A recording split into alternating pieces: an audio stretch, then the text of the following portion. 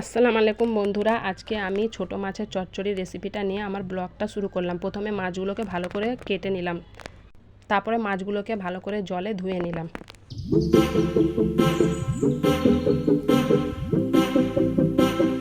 এবার মিহি মিহি করে পেঁয়াজগুলোকে কেটে নিতে হবে।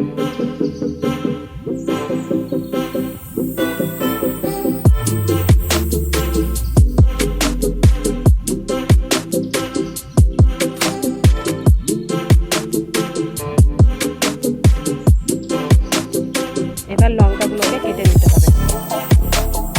এবার টমেটোগুলোকে কেটে নিতে হবে।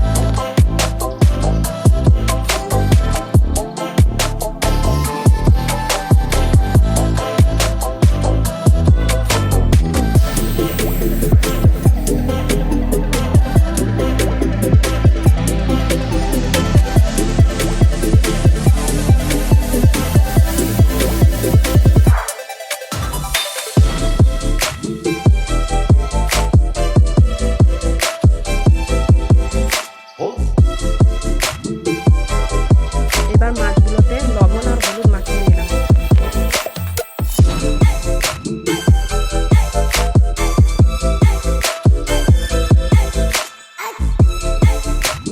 এবার গ্যাসটাকে জ্বালিয়ে মাছটাকে হালকা করে সাইডে ভেজে নেব।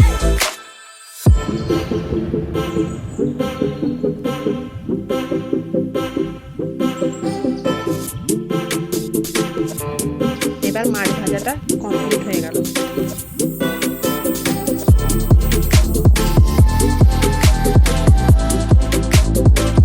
এবার বন্ধুরা হাঁড়িতে তেজপাতা দিয়ে দিলাম। মিহি করে কাটা পেঁয়াজগুলো হাঁড়ির মধ্যে দিয়ে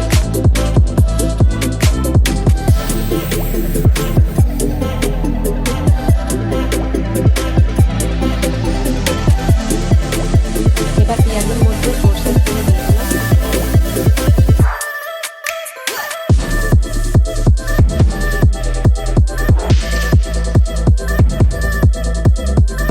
বন্ধুরা পেঁয়াজটা এবার নেড়ে নিতে হবে।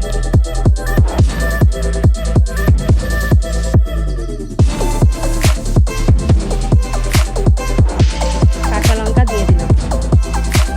বন্ধুরা এই রেসিপিটা আমি একটু অন্যরকমভাবে করছি, আপনারা একবার হলেও চেষ্টা করে দেখতে ভালো লাগবে। আদা রসুনের পেস্টটা দিয়ে দিলাম।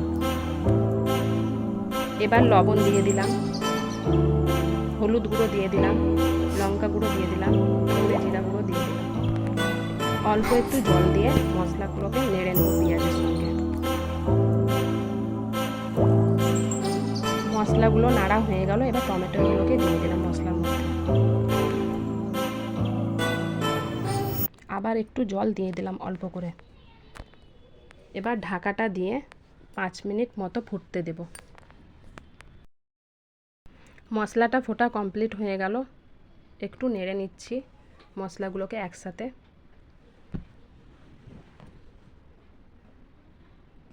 এবার মাছগুলোকে মশলার মধ্যে দিয়ে দেব। বন্ধুরা একবার ট্রাই করে আপনারা দেখবেন।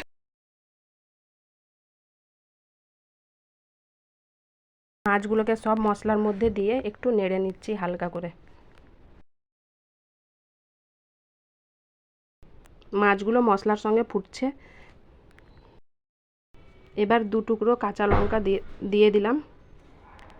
এবার একটু ধনেপাতার কুচি দিয়ে দিলাম, একটু গরম মশলার গুঁড়ো দিয়ে দিলাম।